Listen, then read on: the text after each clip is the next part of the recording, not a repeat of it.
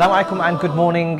Jum'ah Mubarak. A blessed Friday, as they say to everyone watching this morning, as Allah mentions in the Holy Quran in Surah 62, Ayah 9. When the call is made for prayer on Friday, then hasten to the remembrance of Allah. There is much barakah to be had on Friday, so do make sure you don't miss out.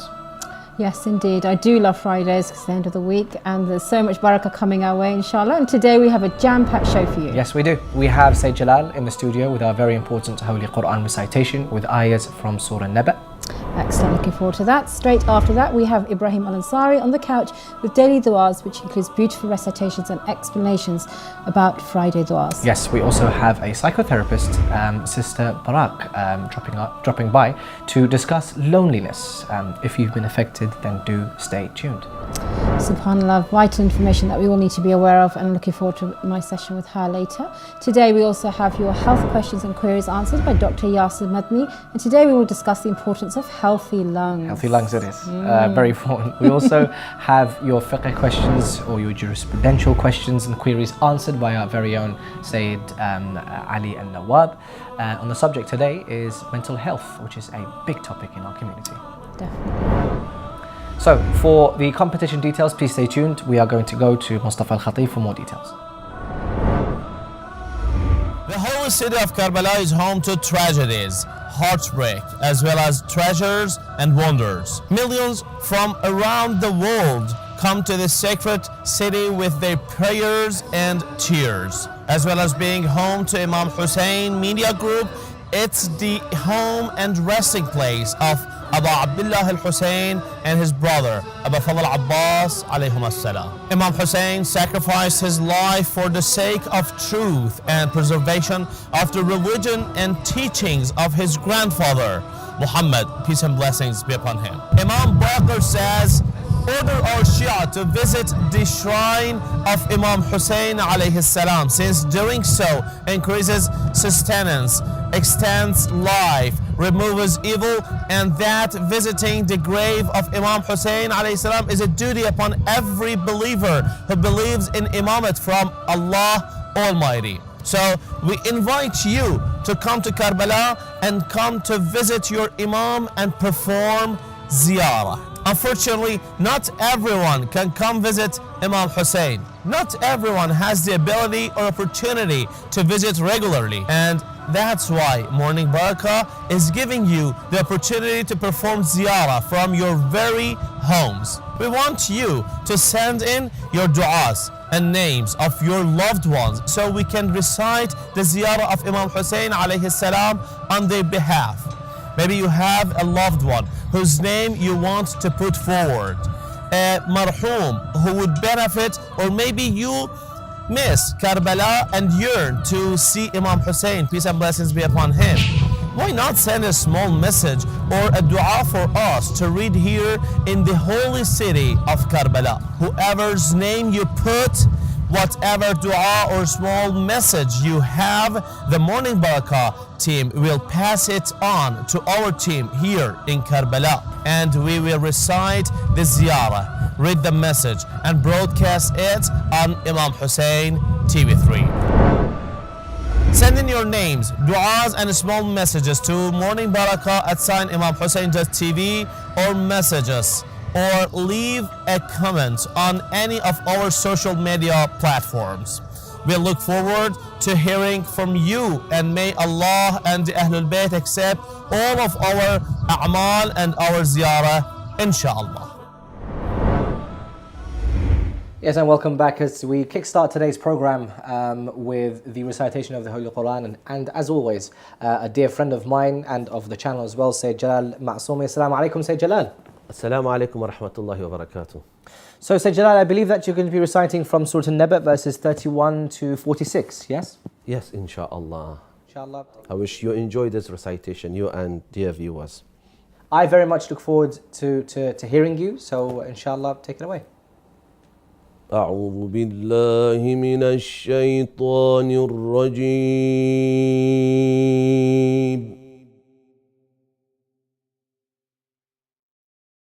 بسم الله الرحمن الرحيم.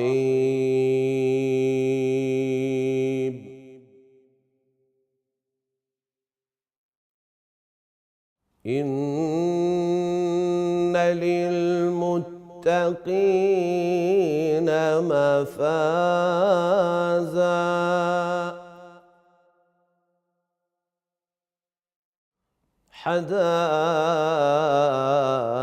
حدائق وأعنابا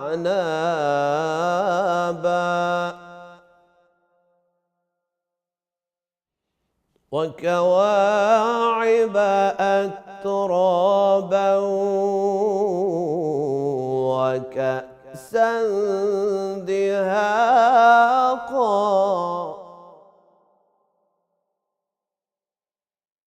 لا يسمعون فيها لغوا ولا كذابا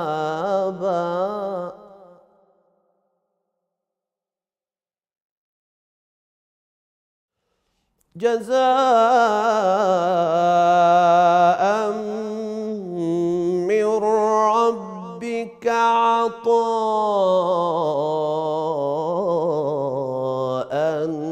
حسابا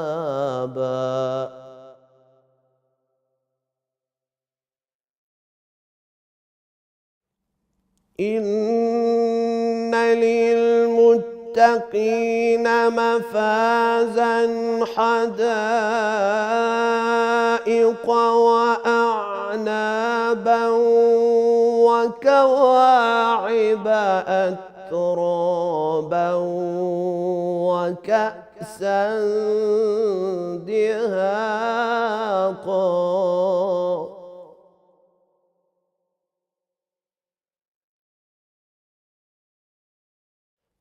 لا يسمعون فيها لغوا ولا كذابا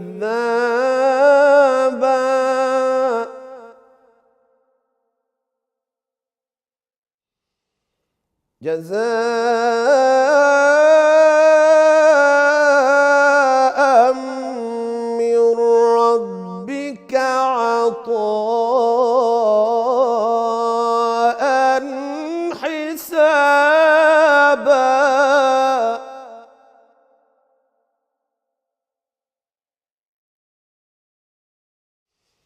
إن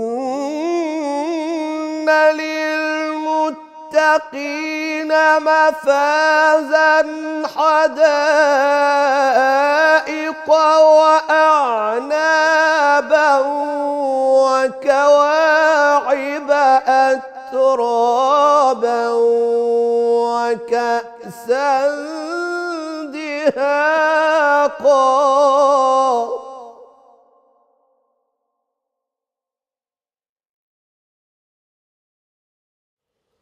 لا يسمعون فيها لغوا ولا كذابا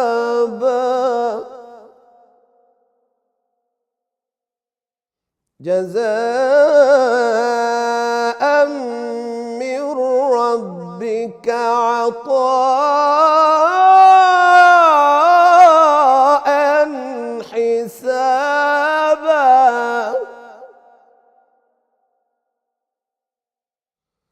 رب السماوات والأرض وما بينهما الرحمن لا يملكون منه خطابا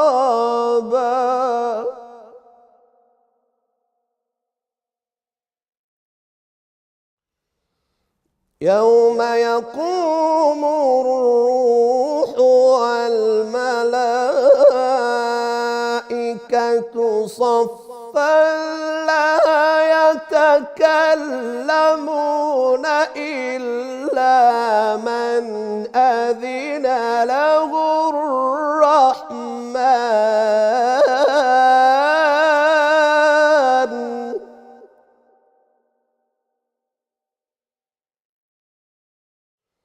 لا يتكلمون إلا من أذن له الرحمن وقال صوابا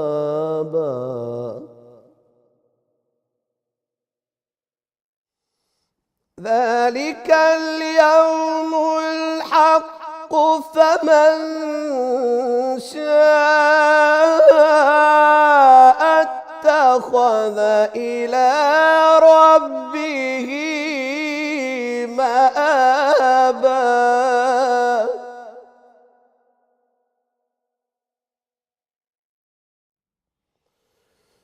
إنا أنذرناكم عذابا قريبا يوم ينظر المرء ما قدمت يداه ويقول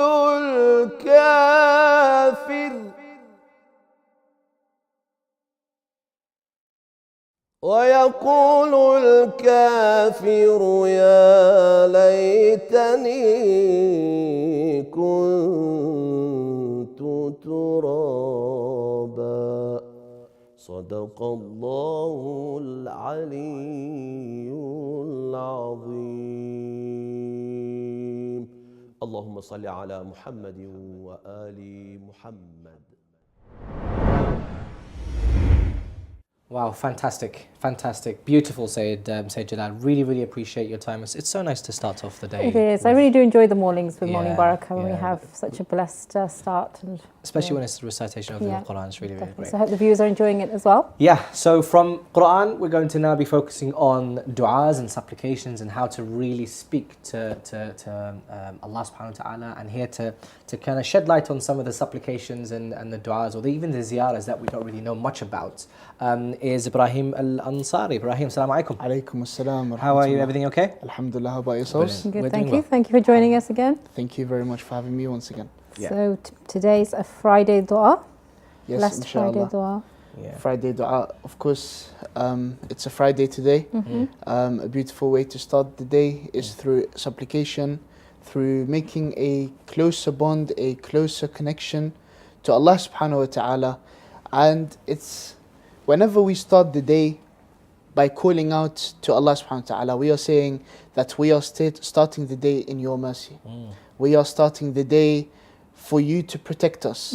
It's like, for example, when a young person wakes up and he or she goes to their parents in the morning and kisses them before leaving the house, and kisses them when they come back, and kisses them before they go to sleep. It's the same thing with Allah subhanahu wa ta'ala. You speak to Him when you wake up, you speak to Him when you're wanting to leave the house, which is because there's du'as for that. You speak to them when you're on a journey, there's du'as for that. You speak to Him before you go to sleep, you speak to Him. This is the beautiful thing about the school of Ahlul Bayt. There is a du'a for every single little action.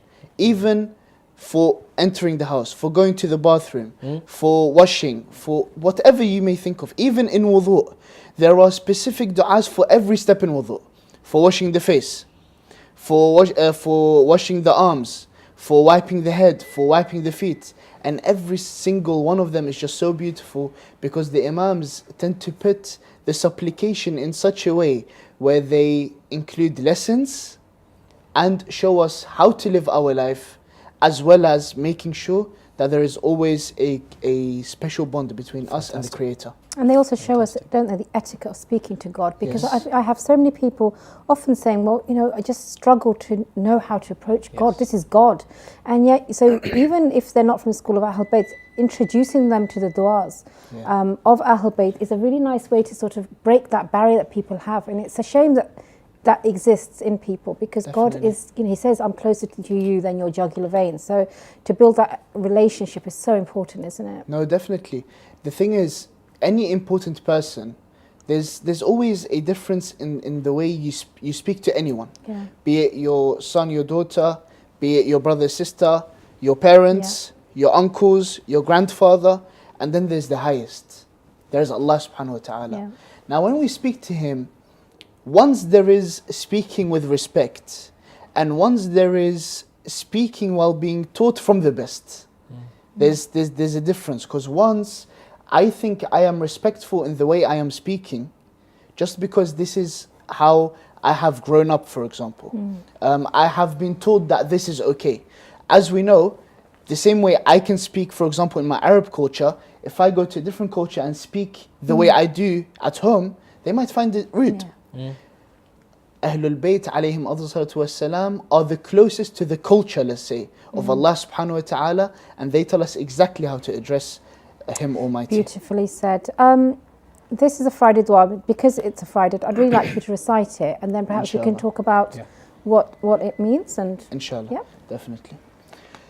بسم الله الرحمن الرحيم اللهم صل على محمد وآل محمد الحمد لله الأول قبل الإنشاء والإحياء والآخر بعد فناء الأشياء العليم الذي لا ينسى من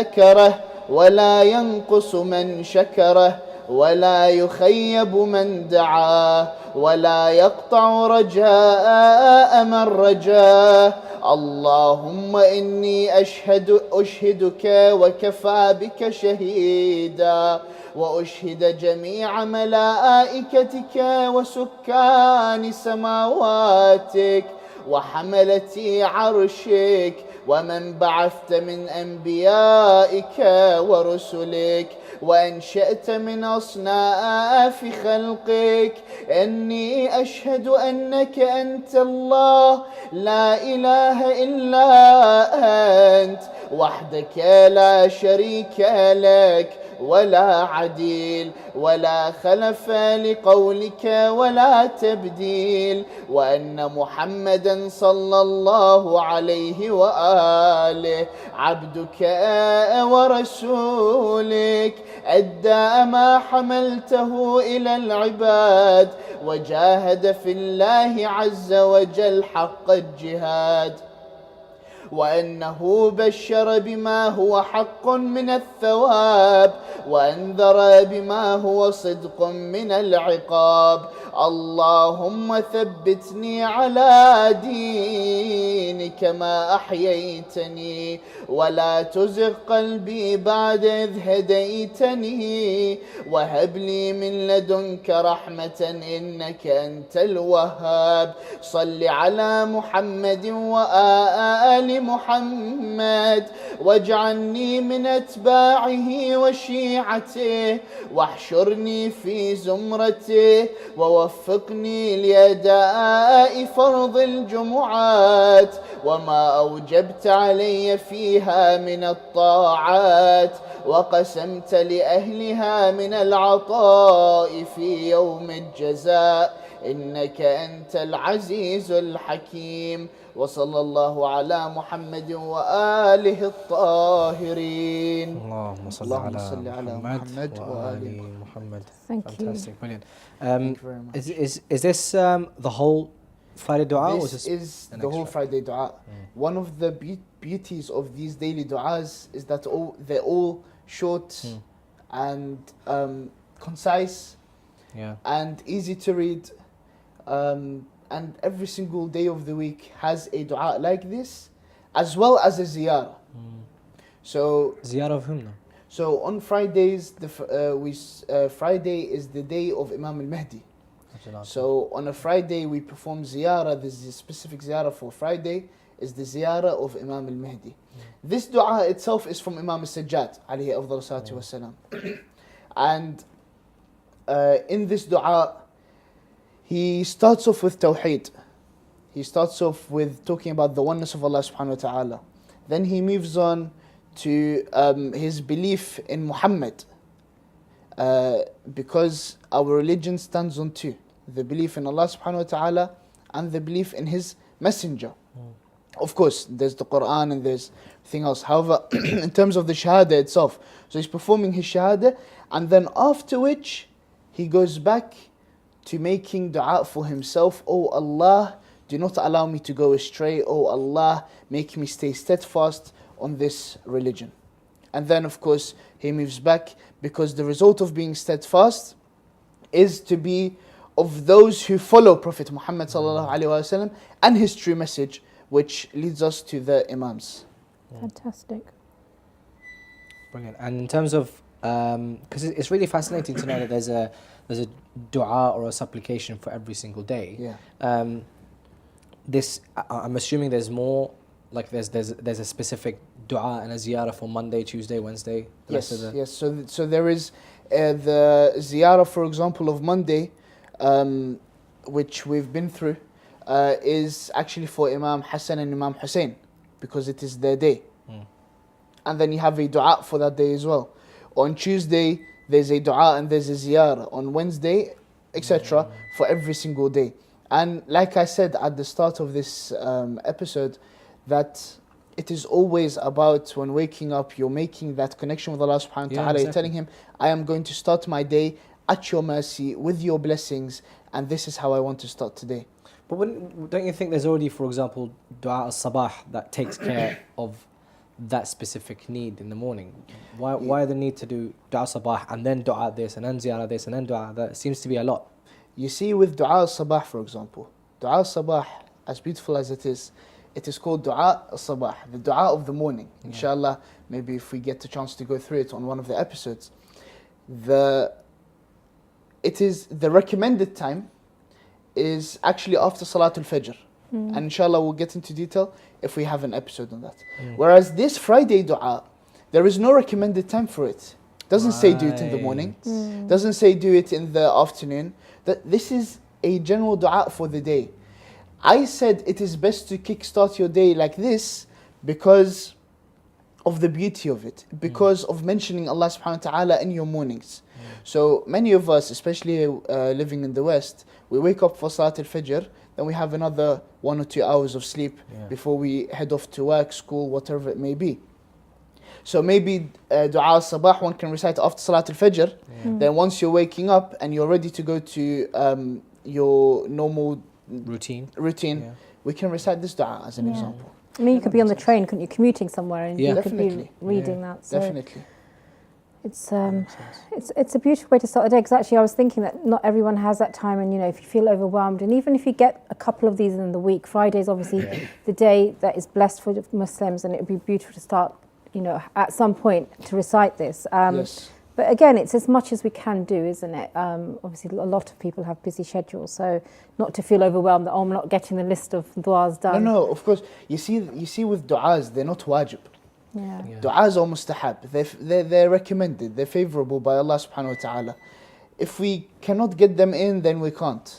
But if we can, there is unbelievable amounts of blessings. Therefore, there is no wajib act to it. But to get these kinds of blessings, to allow your soul to overlook such beautiful words, to make, you see, with these du'as, there are unbelievable amounts of blessings. And I know I keep repeating that sentence, but it's the truth of it. Hey, I just learned about Tawheed. Hey, when I first started reading the du'a, after praising Allah subhanahu wa ta'ala, I know that He is the first. Like here it says, Al-awwal qabla al-insha'i wal-ihya'.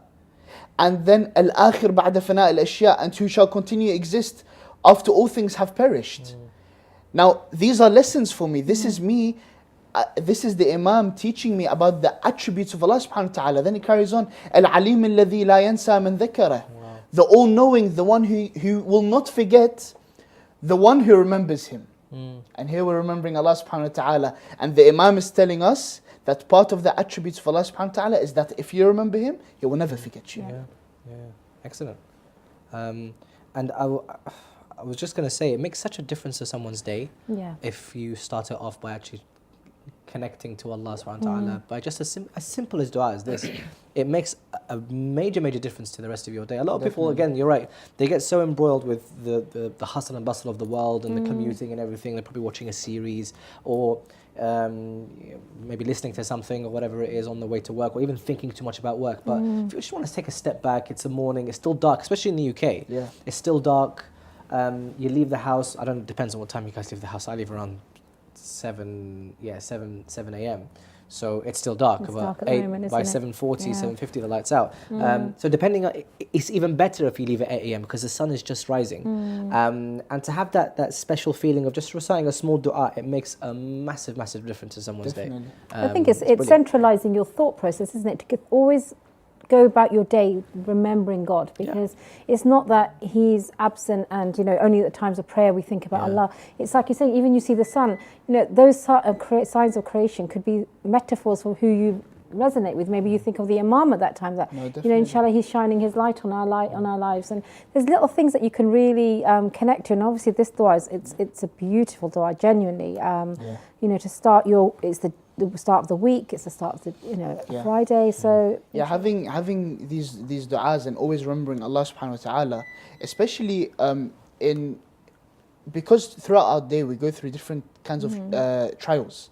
Some of them is seeing haram, listening haram, being around haram. Now, so having this constant God consciousness, remembering Allah subhanahu wa ta'ala constantly, that will always help us by refraining our eyesight, our hearing from these haram acts.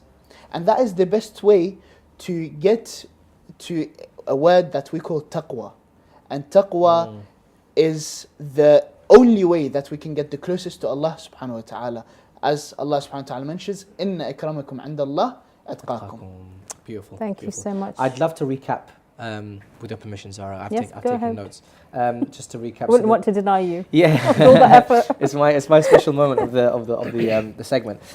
So the dua that you chosen was Friday dua. It's actually called Dua Jum'ah. Yeah. That's it. Yeah. So Dua Yawm al-Jum'ah. Dua Yawm al-Jum'ah. So the dua of Friday.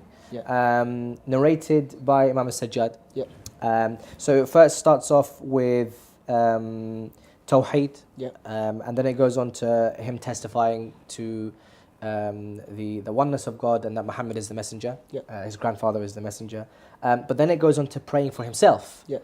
So then he asks, what were the words? I know it down. Muhammad.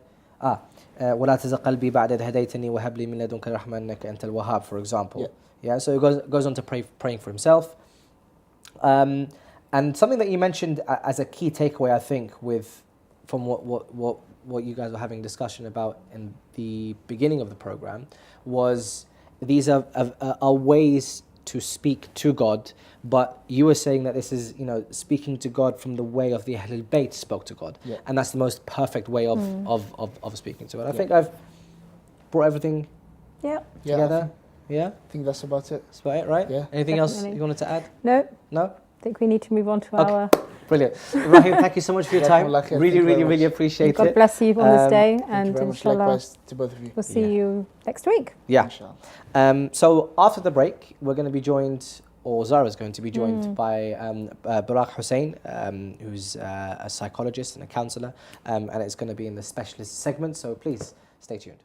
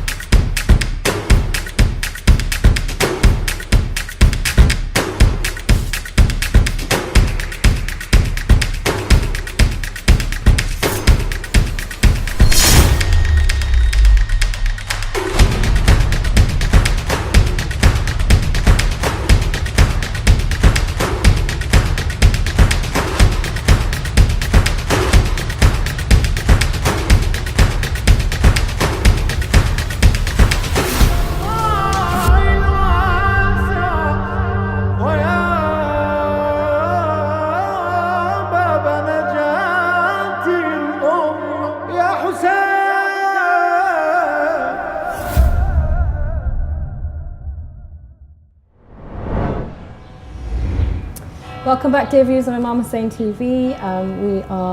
We just heard a beautiful recitation from Brother Ibrahim with the Jummah prayers, so hope you enjoyed that as much as I did.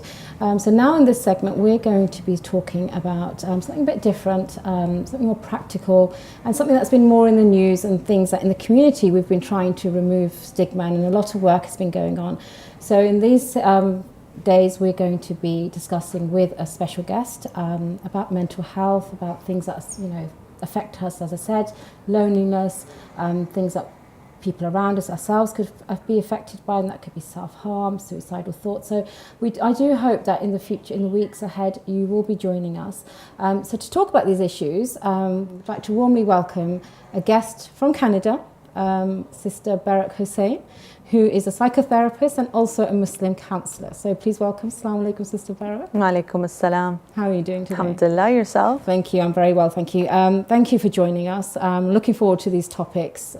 So we've got yourself and we've got Brother Bilal on other mornings as well. So in terms of the topics that we'll be discussing, and today's is about loneliness. And coming from a community, very community-based, aren't we? So perhaps people don't often think about those that could be lonely, and how it affects sort of so we're going to be starting with topics that are sort of, perhaps we can be quite dismissive and think, oh, what's loneliness? We've got family around us.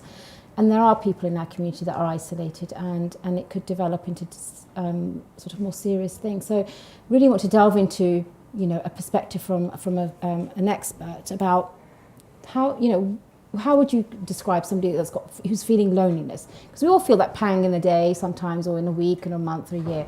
But what's something that you'd categorise as something that's, affecting someone's life? Well, it has to do with our overall mental health, and it's always good to have an understanding of what mental health is versus mental illness.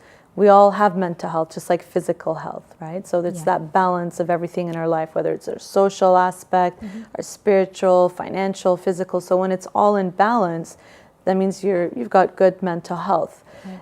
When you don't take care of your mental health properly, so you're not eating well, sleeping well, exercise, or these things are off, it could potentially lead to mental illnesses, which could trigger could lead to stress, which then could trigger potentially anxiety, depression, loneliness, and a series of other challenges. So not necessarily illnesses, like loneliness is not defined as an illness, but it could be a result of poor mental health or poor social connections. Could be people who are, for example, I work a lot with international students, so international students who come from abroad, students living in other cities coming to where we are. And so it'd be hard to adjust, to connect, new social connections, a whole different environment around them. And so they could experience loneliness in that way, right? Everything is new for them. It's hard to make new friends. It could also be you living in your own city.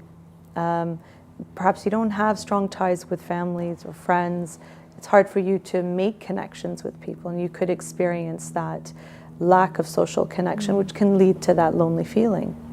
Do you think that loneliness, in terms of, so we focus on sort of our community, what we can do as a community to sort of, help people, that perhaps should they be coming forward and saying, I need help, or I would like some, participate in activities, or is there something that we should be looking out as individuals, thinking, oh, I know that X, Y, her family's moved, her husband's passed away, his wife. Absolutely, and it's about that awareness, right?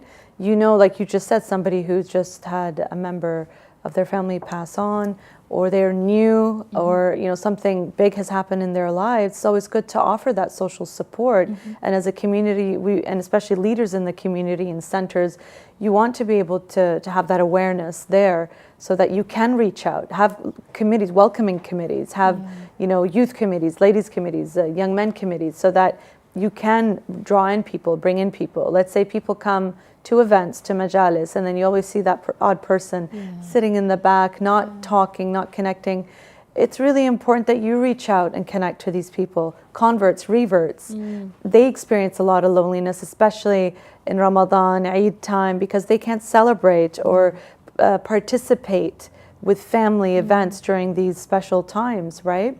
So it's really important as a community that we do reach out that way and connect. Now, somebody who is experiencing loneliness, let's say they do come in session to see me, they could display symptoms related to depression, sadness, isolation. They could be highly anxious in terms of social anxiety, it makes them very nervous, and it causes them a lot of nerve-wracking thoughts to go and talk to people, because they're so worried about judgment. They're so worried about, you know, what are others going to think of them? And so that will prevent them from going to connect and with people. They will display physical symptoms of anxiety. So, you know, heart racing, palpitations, shaking.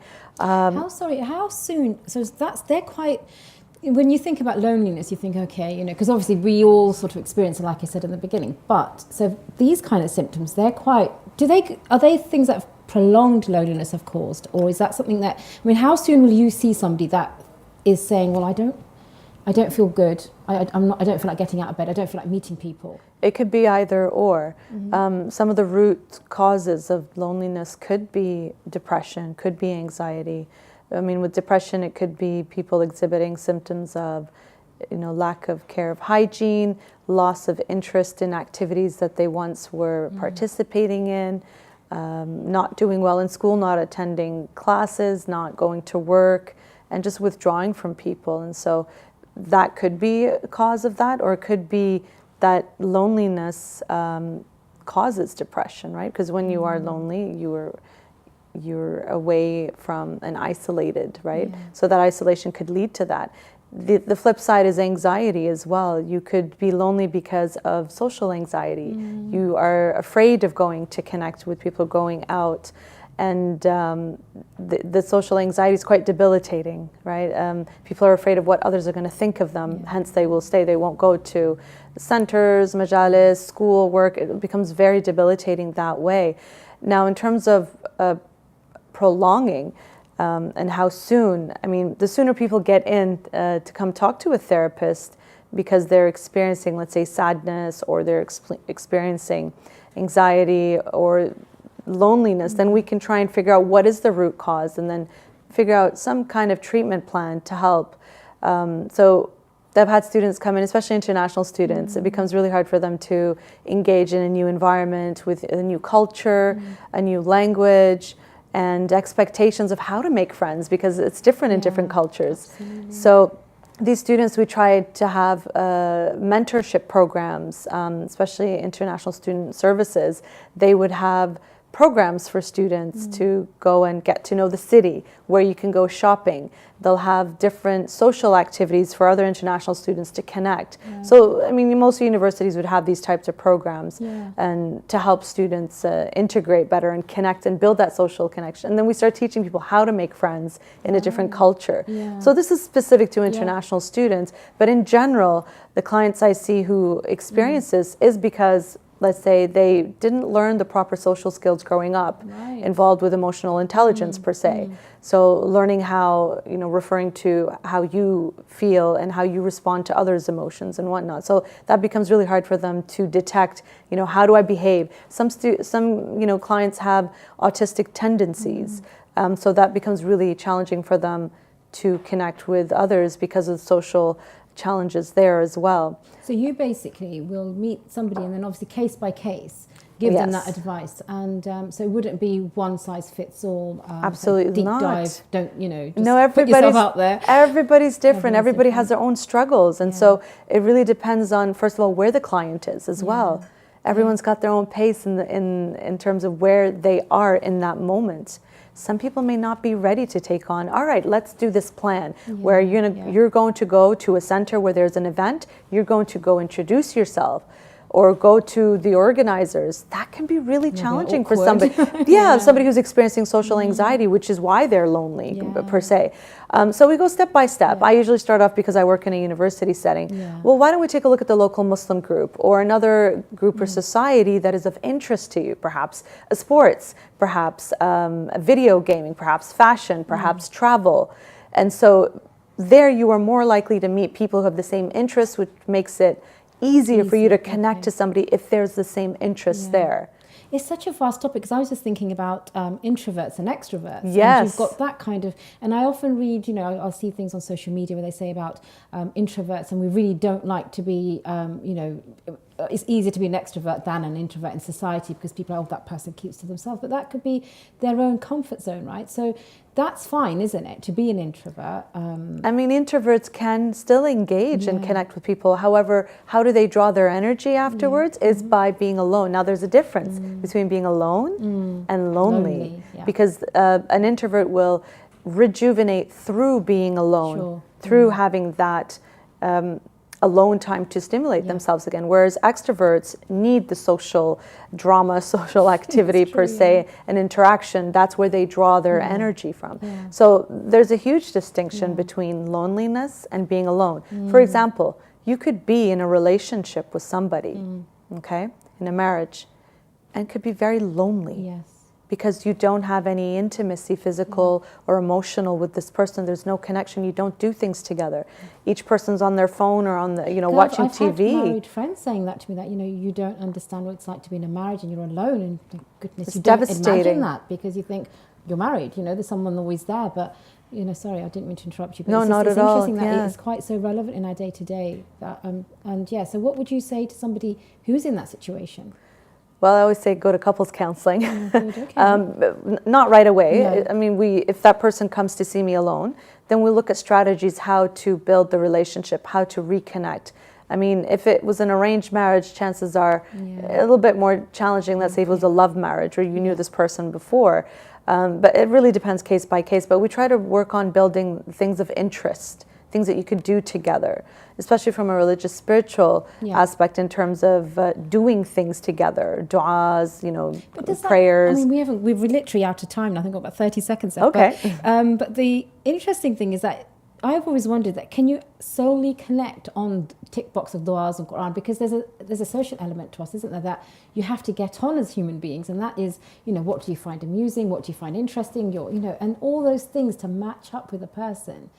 Perhaps everything isn't in a spouse then, is it our expectation? And I don't know, but they're part of your journey. They may not necessarily be your journey, right? So it all depends how you choose to connect, how you, what you can do to work on yourself. It is about self-development as well. Like you're saying, an introvert would be harder for them, but if they want to do it, there are certain steps, and therapy can also help with that, to find the social skills to work and get yourself out of loneliness. I see a lot of people who come to therapy to talk to someone because they are lonely, for long-term type of counseling, and that can happen. It's so sad because we haven't even touched about elderly people that are lonely, and that's a massive thing. And again, it's these topics, and there's never have enough time to justify and again, your expertise, and I'm sure there's lots of people have different scenarios in their life that may be affecting them. But if people wanted to get in touch with you, just for more information, where can they reach you? Through social media. You can try the Muslim Counselor on Instagram and Facebook. Here in London, you have a great resource called the Muslim Youth Helpline. They're also accessible on social media, and they have counselors you can talk to who understand the Muslim culture and the variety of cultures subcultures that we do have, and they can also provide resources to connect with if people are struggling with a variety of mental health issues. Thank you so much. Well, if as a female, you may feel that you want to connect to somebody that's amiable and approachable, then obviously Sister Baraka Hussein is on social media. It's the Muslim Counselor, so do look her up. Thank you so much. We'll meet you another morning, inshallah, and have a lovely day. You too. And dear viewers, we are now heading to, let me just check, Dr. Yasir Madani, who's going to be talking about the lungs and its function.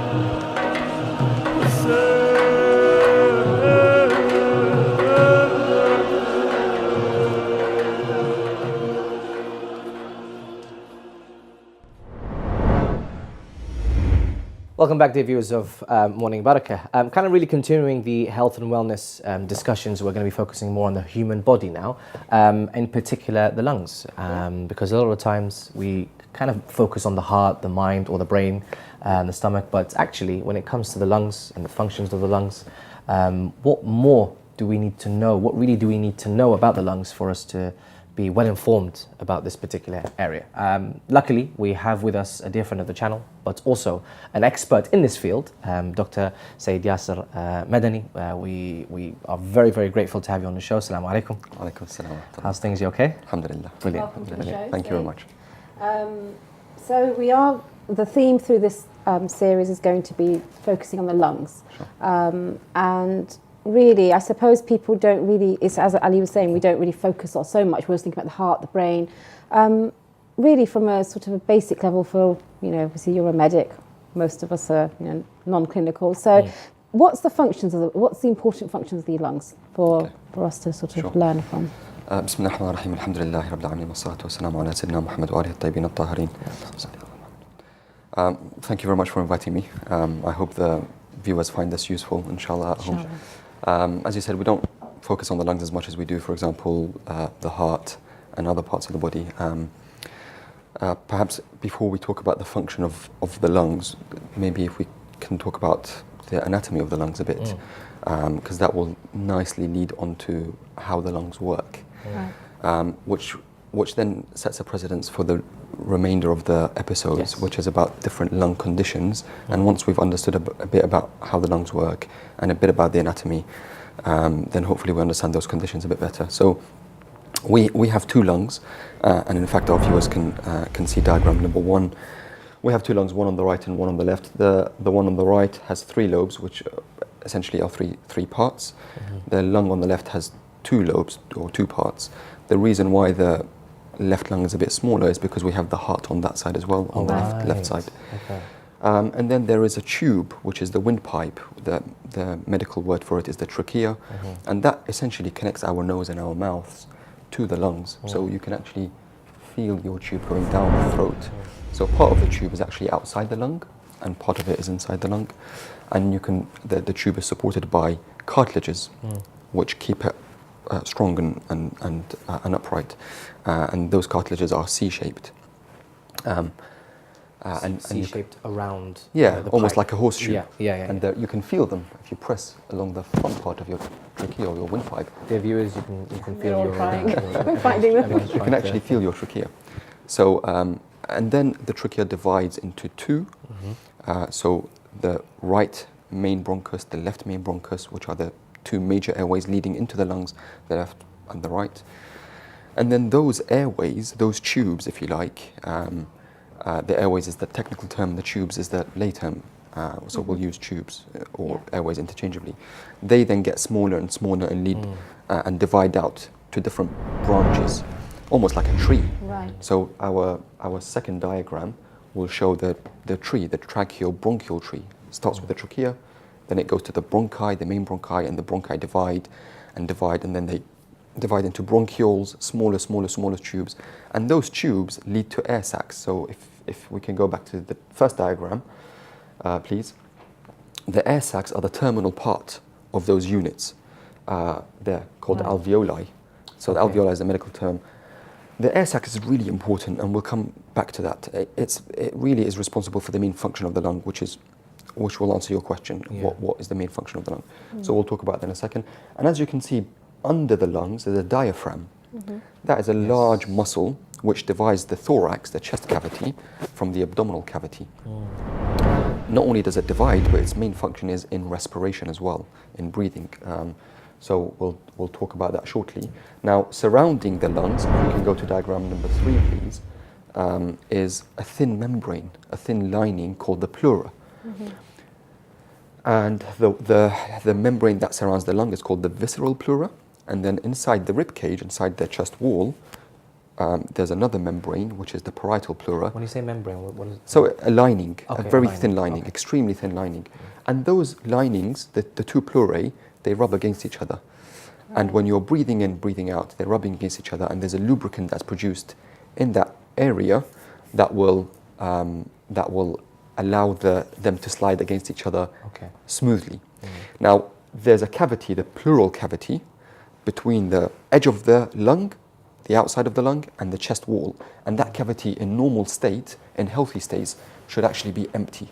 Okay. But in disease states, it's filled with fluid, it fills with blood, with infection, with pus, or with air. Which affects the It affects the rubbing of the lung, rubbing but essentially it has other effects which are more important, okay. which is it compresses the lungs, fluid from outside pushes onto the lungs and compresses them, and it presses on the diaphragm and causes breathlessness, etc. Now, I'm a lung specialist, I'm a respiratory specialist, but my subspecialty is actually in diseases of the pleura. That's my main interest of all the. So we're probably not going to touch on pleural diseases much later on in the next 8 episodes, actually, because they're not as common as other conditions which we'll speak about. And then the other things that are also involved in the respiratory system, in the breathing, are the muscles. So we mentioned the diaphragm. The diaphragm is the major muscle that's involved. And when you breathe in, the diaphragm contracts and pushes down and your tummy goes out. Because the diaphragm is pushing onto the abdominal contents and your tummy goes out. And when you breathe out, the diaphragm relaxes and goes back into a dome-shaped. You know, subhanAllah. I was just about to. I Are just you think it's breathing just as amazing. he's talking? Yeah, no. That's what I you was thought- just thinking, yeah, he's right. subhanAllah, like It's how just does amazing. everything just Yeah. go into place Just so amazing. perfectly? Amazing. And then the other muscles that are involved in breathing are the intercostal muscles, which are between the 2 ribs. There's muscles, there's external and internal intercostal muscles. They're involved in breathing as well, breathing in, breathing out. And then all of that is controlled by a respiratory center in the brain. So we have our main brain, which is the cerebrum, and then the part that connects the brain to the spinal cord is called the brainstem. And within the brainstem is the breathing center, and that controls our breathing. So actually, our breathing really, we're not thinking about it, right? Yeah, We're just breathing in and out, and actually our brain is controlling it. So that's the anatomy. The lungs, you have the tubes, you have the air sacs. There's tissue around the air sacs, which we can touch upon later. You have the pleura, the lining of the lungs, you have the muscles, and you have the brain. And any of that pathway can be affected and can affect the breathing system. And sometimes more than one of those pathways can be affected. Brilliant. And then Fantastic. that's the anatomy. Yeah. That's the first part done with. Yeah, it's very fascinating. I hope the viewers are enjoying this. Now, as for the physiology means function of the lungs. The main function of the lung is gas transfer. We're breathing in air from the outside. And within air, what we really are breathing in, what we really want, I should say, is oxygen. 21% of air is actually oxygen. Most of it is not oxygen. Most of it is nitrogen and other things. Wow. And we're breathing in oxygen, and that oxygen goes through the airways, all that tubes that I just described, and it goes through the tubes and it goes into the air sacs. Now, if we can bring up diagram number 5, I think it is. I think number 5 is the air sacs.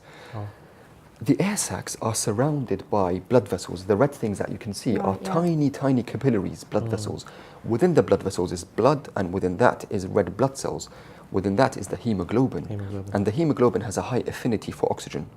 So the oxygen diffuses, if you remember from your GCSE. It's all coming back right now. So within the air rolling sac back the years. is a space, oxygen is there, the oxygen diffuses across the thin membrane that surrounds the air sacs and into the blood vessels and into the red blood cells. It's held by hemoglobin, and the blood is pumped through to the heart. And the left side of the heart in particular, where after the blood has become oxygenated by the lungs, and the left side of the heart is more powerful than the right side, because the left side of the heart actually pumps blood throughout the body. Against gravity, to your legs, to your limbs, to your brain. With gravity downstream, and against gravity upstream to the brain. So the left side of the heart receives blood from the lungs after it had become oxygenated. Is there a part of that flow that has more of the blood, the oxygen received? Like, so is it the brain that first gets it? So all of your body requires oxygen, and it's all relative. Yeah. Certain organs probably require a bit more, etc. But all organs have cells Yeah. and mitochondria and DNA, etc., and they all need oxygen as part of their normal functioning process function. to produce energy, to produce ATP. And you need that, you need the oxygen to produce energy too. And it goes So- without saying, if you limit the amount of oxygen that you breathe in, Yeah, or if within these functions, Exactly. the oxygen is kind of being affected, Yeah. or it's not going to the relevant parts, Yeah. that's where you get the kind of the conditions and the diseases and all that. exactly. So, you know, other parts of the body receive less oxygen Yeah. if your lungs are not working properly. So actually the lungs are very important. Very important. Yeah. The other function of the lung, well, it's part of the gas transfer. We talked about oxygen. In fact, if I can just digress for a second and just share another piece of, you know, really interesting fact. These alveoli, these air sacs, there's 300 million of them in your lung. Wow. 300 million. That's Wow. quite amazing. And if you lay these out, all these alveoli, Yeah. per 2 lungs per person, you lay them out. They're as big as a tennis court, MashaAllah. sitting in your lung. Wow. Subhanallah. So Allah subhanahu wa ta'ala has created our lungs in such a way, it's so clever, it's so smart, it's mind-boggling, but it's all about surface area. The more surface area you have, Yeah. the more you enable gas transfer. Yeah. It's all about surface area. Just And you have... I don't want to digress, but did the Imams ever refer to this? Do you know? Gosh, that's an amazing question. Because we always hear about the Imams like referring to scientific facts, and they have these you know, miracles that they talk about, and then 1,400 years later, everything is just kind of being revealed. Did they kind of relate to this specific part, maybe the lung or the body, or even? So there is a book that the name escapes me at the moment. Imam Ja'far as-Sadiq alayhi salam. As you know, Imam Ja'far as-Sadiq lived in a time which he was much more open and conducive for him to spread the science of Ahlul Bayt alayhim salam. Because it was the time where the Umayyad Caliphate was falling and the Abbas Khalifa hadn't yet started. Yeah. So he had a window of opportunity. And he taught many scholars, as you know, he taught many of the big scholars from the Sunni school of thought. And there's, I think, I may be wrong, I hope people don't quote me on this, but Hadith Mufaddal, I think is the name of the book, which is out there, actually can be downloaded from online. And that talks about some amazing facts about the human body. But a lot of the students of Imam Ja'far as-Sadiq later on went to become either physicians or scientists or chemists. Wow. Again, the name of a particular person who was a chemist escapes me. So I can't remember specific hadith about the lungs though, but there are things. And there are, of course, Tabb al-A'imma, Tabb al-Rasul. There are things that where the Ahlul Bayt and the Holy Prophet ﷺ have spoken about health from a medical point of view. So that's the function, the gas transfer. The other thing is when all that blood is used around the body produces a waste gas, which is carbon dioxide, CO2.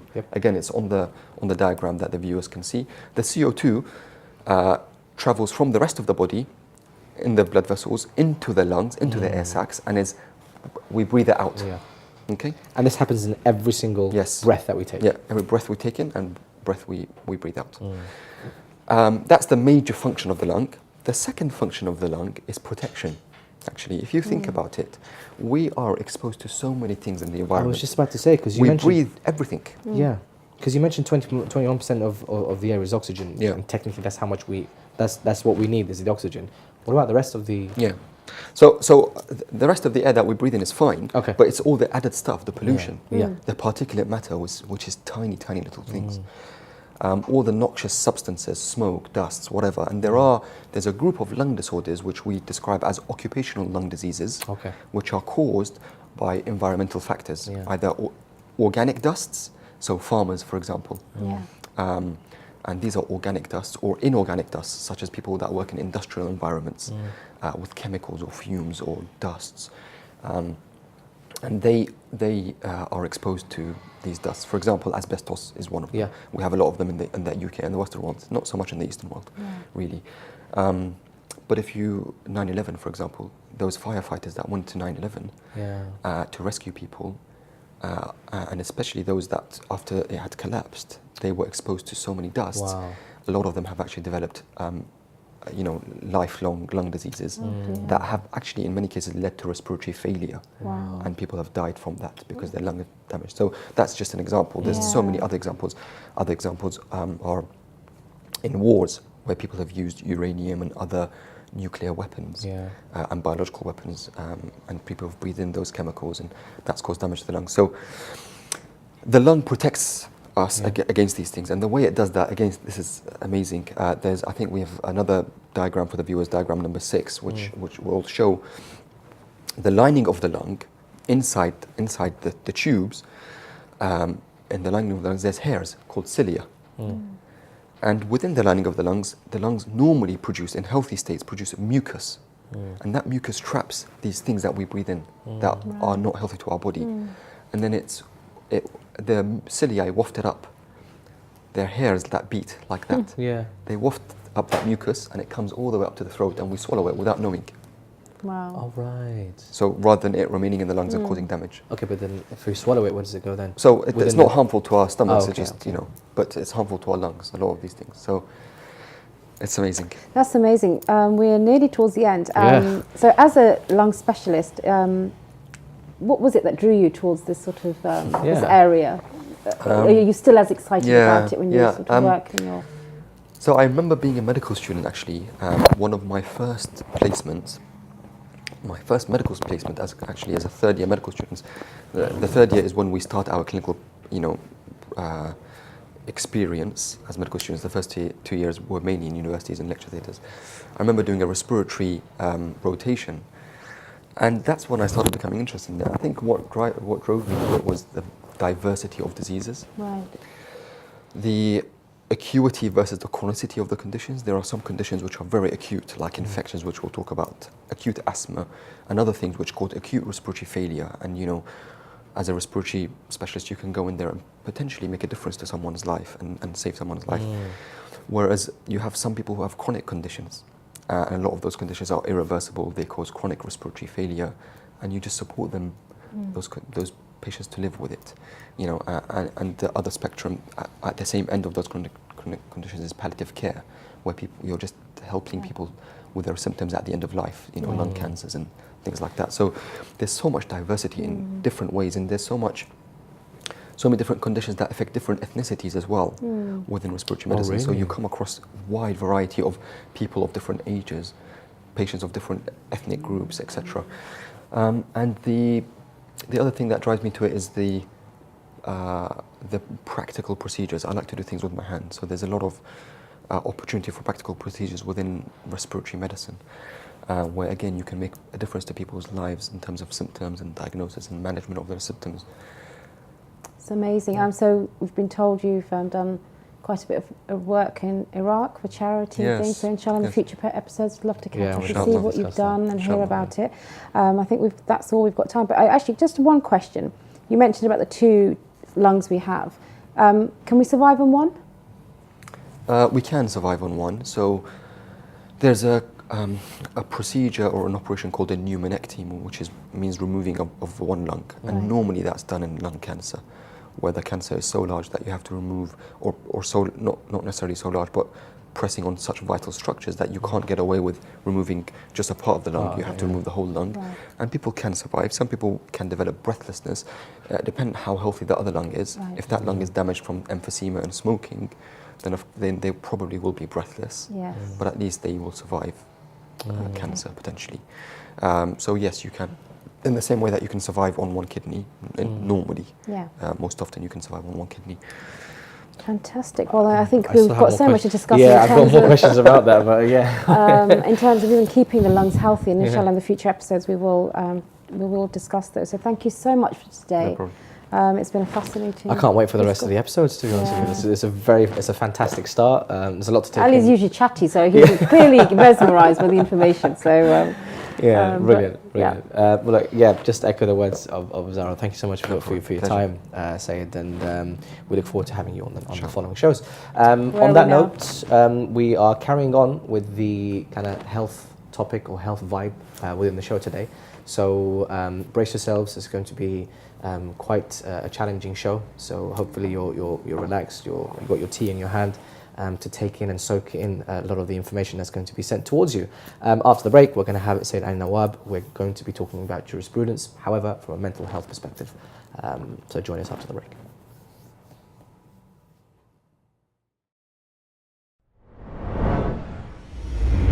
IMAM HUSSEIN Media Group is a virtual university that works on a global scale to spread the true message of the Prophet and the Ahlul Bayt, peace and blessings be upon them.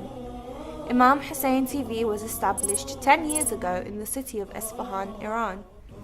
We work to cover all aspects of religion, Islamic jurisprudence, politics, philosophy and many more, and aim to bring the public's attention to the righteous Islamic sect, Shia Islam.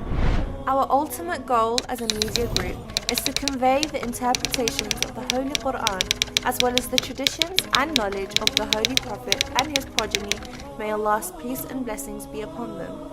Our objectives are to protect and safeguard the Shia youth from the destructive impact of immoral ideologies, standing up against injustice by documenting the oppression of Shia across the globe, as well as encouraging peace and unity amongst the Muslims. To reach our aims and serve the Muslim Ummah, we require a budget that would cover all the expenses for our productions, allowing us to work on different projects. IMAM HUSSEIN Media Group is a crowd-funded project. We have no sales nor do we charge for our services. We solely rely on monthly payments, financial contributions, donations, religious alms and generous gifts. The expenses of each production varies depending on the type of project and the style of filming. There are many elements to a production that requires time and capital. The producer must analyze the costs of the venue hire, equipment, transport, feature fees, set design, staff support and further additional costs. The Holy Prophet, peace and blessings be upon him and his family, narrated, "The best of people is he from whom people benefit." It is up to you to help the Muslim Ummah come together and help guide the youth in remaining on the correct path of Islam.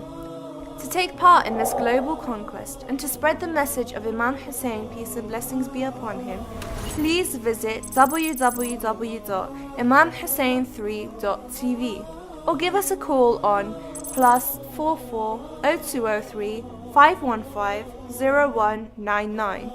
You can also contact us via WhatsApp, Telegram, SMS, or even email us on donate@imamhussein.tv.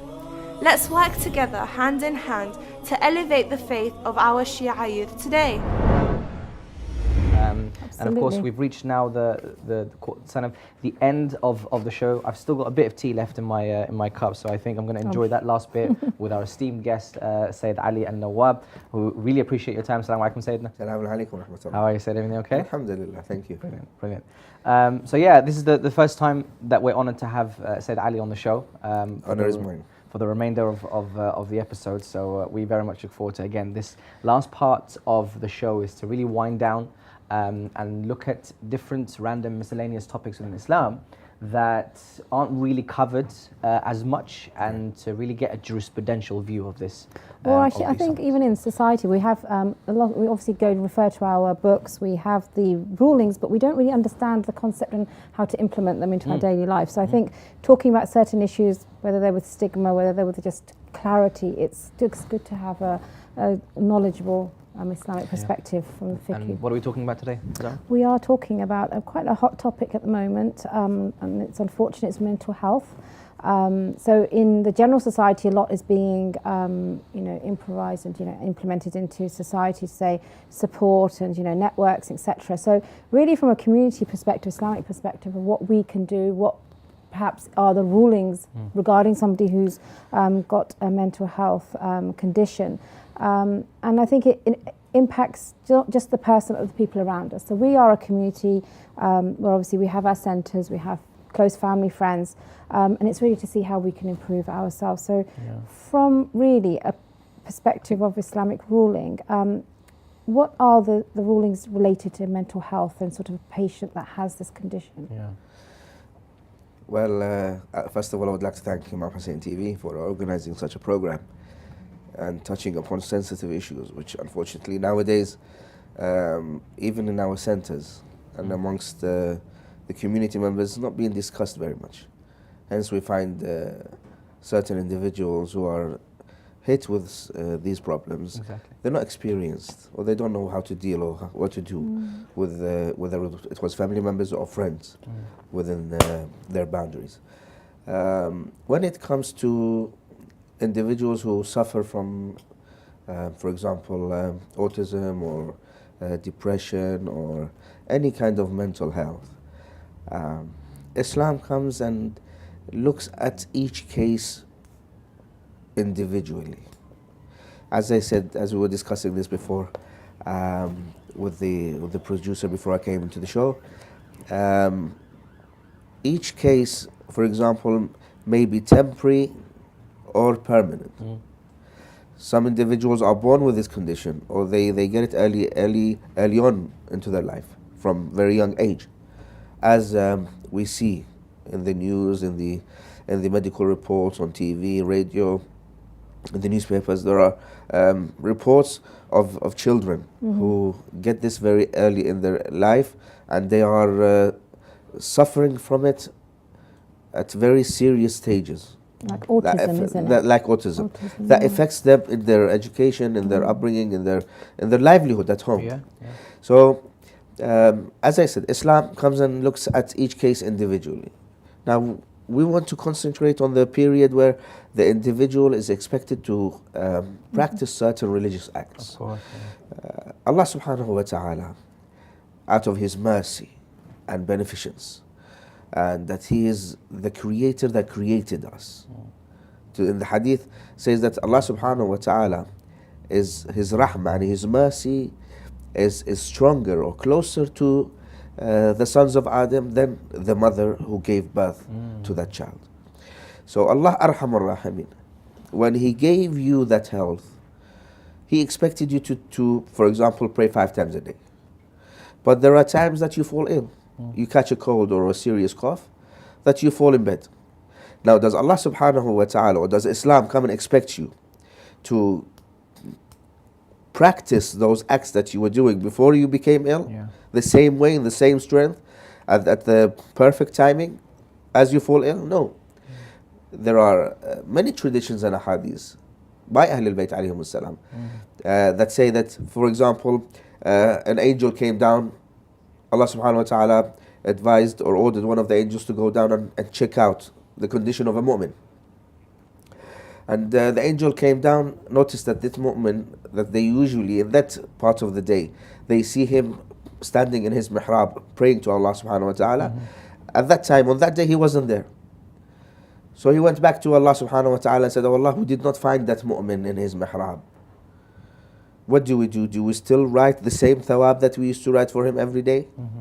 Allah subhanahu wa ta'ala says, yes, the fact that I took away that health from him, which stopped him from practicing that prayer, I expect you to write the same thawab. Really? So can I ask you that person, they're asking about the judgment, what should they write, the angels, but as human beings, we see somebody, they miss their prayer. Is that almost, so that's a test for that person, they're not well. Is it also a test for the people around them to not perhaps judge them, to, like we shouldn't be sitting and saying, "Oh look, he's missed his prayer," and are we supposed to show a certain etiquette to the person that's missed their prayer? Unfortunately, this is a misconception that the people around the individual, when they see him not getting up to a certain act, they start thinking negatively. And Islam comes and says each person, they are responsible of their own acts of worship. And what is our responsibility for being alongside them or being around them is to advise them, to support them. Even for parents, it is said that if they have children at home, they should advise them and support them. For example, for Salat al-Subh or in the afternoon prayers, they should come and advise them and support them. And advise them that if you get up to this act, Allah subhanahu wa ta'ala will reward you. They should keep some reward. But no way, even normal situations, regardless of that person suffering from a mental or a physical disorder, they should not be looked upon negatively. They should be supported very calmly, very nicely, in a nice way. If we come to a conclusion that this person psychologically and physically is not able to commit that act, we should just leave it there. And we should not push them. The beautiful thing is that, you know, as you mentioned in the beginning, is that in the community these things are happening. Naturally, it's happening around the world. You know, like you're saying, autism. It's, you know, they're saying there's a link to childhood vaccinations, whether or not it is. These are issues that, you know, a lot of people, it doesn't happen to us, it may happen to someone we know. But the blessing and the positive aspect is that there is a community here to support people. And often in the wider society, people are very lonely and they often don't have that support. So we really do need to utilize that, don't we? Of course. So from a community perspective, how would you say we should be doing more, perhaps? Yes. You did touch upon, for example, the centres being or should be doing events to highlight these issues. Yeah, in recent near history, we see the younger generation, because the elder generation, they're stuck to, or they concentrate upon just organizing normal, traditional events and programs. But it comes down to the younger generation. Why? Because they grew up in these kind of environments. For example, if they go to school, if they go to colleges and universities, at the workplace, they discuss with their friends and colleagues these situations. So they are more aware. They follow the news, they read the newspapers, they are more aware of these situations. So we see them organizing such events. They should be encouraged. We call upon all the community centers and all the mosques and the Islamic centers to organize more of these events, and we're not saying they should cancel out all the traditional lectures and sermons and eulogies, no, but at least once or twice a month, because the community comes to this community center because they are seeing that they are benefiting from this place. And unfortunately, there are community members who are still afraid, or they are shy to come out and ask and speak about these situations. So it lies upon the community leaders and the community centers to organize and invite in specialists and doctors to actually discuss and put clues on how to combat these kind of issues. And also, you know, it could be that there could be a mother who's suffering with a child, a spouse. You know, there's so many scenarios in family life that actually maybe a sort of the centre having a support network and saying, you know, come in, drop in, have a cup of tea, come and talk about your problems. Often we could be isolated in the home looking after this child, and you know, or you know, whoever it is in the family. That, I mean, I've got a friend, her son's, you know, he went to law, studied law, graduated, and then was diagnosed with schizophrenia at 22. And that's it, you know, he's now in his 30s, and to see what she's gone through, but that support is not there because the understanding isn't there. So, you know, we can only say certain things as friends, or, but it would be nice to have a sort of community to... Just further, you know, following on from the point you even mentioned as well, sometimes a bit the community members are a bit shy to speak up about these issues because they feel like, as you mentioned previously, like they're afflicted with this because of their lack of faith. And because the elders who are uneducated in this situation, they feel like because the person is missing salah, or the person is, for example, committing acts that are just out of the norm, they feel like, oh, this is because he's not close to Allah subhanahu wa ta'ala, or he's not close to the Ahlul Bayt. And therefore, when it comes to the community members, they don't want to highlight this issue because they feel like it's a like their upbringing. Lack of faith. No, it's the parents' upbringing which has caused them to be like that, and therefore they don't speak about it. That's, by the way, in situations where it's not an extreme. For example, we know if you go to the mosque and someone's sitting there, like, and you clearly see there's a mental health issue. But there are other ones where you mentioned there are small little signals. So, is there anything within the books that can possibly list, or do you know any that could list a list of like signals to indicate that, you know, there could be something wrong here mentally, rather than it's a faith issue? Of course, the Ahlul Bayt alayhim as-salam, and generally the books of Ahkam, which I advise the dear viewers, brothers and sisters, to at least sit down every now and then and go through the Islamic books of jurisprudence, because they can pick up certain points that will help them. And nowadays we see the books of Ahkam is not just the opinion of the alim or the marja. They tend to, as I know and have read, they tend to put in some ayat and riwayat to help the person understand why this alim or this scholar has decided that this should be in such a way. There are cases where Allah subhanahu wa ta'ala, through the wise words of the Prophet and Ahlul Bayt alayhim salam, has revealed to us that a person that starts feeling a bit tired, unwell, they should not force themselves to pray to Allah subhanahu wa ta'ala or do that certain act the same way they were doing in a normal time. Yeah. There's a riwayah from one of the Imams alayhim salam, is that if you see yourself emotionally, physically, spiritually down, just pray your prayer and go. Sometimes you pray your prayer, you do tasbihat of Fatima Zahra alayhi salam, you recite dua, you recite ziyarat ashura, you recite another supplication from books of dua. You sit down and speak to Allah subhanahu wa ta'ala, do munajat. But the day that you see you're unwell or spiritually you're down, maybe something had happened that affected your level of spirituality, just leave it there. Pray your prayers. Maybe do tasbihat al-Zahra, pray to Allah that He helps you in your day, and then just go. But the day or the time that you feel, no, I am able to do extra, then do it.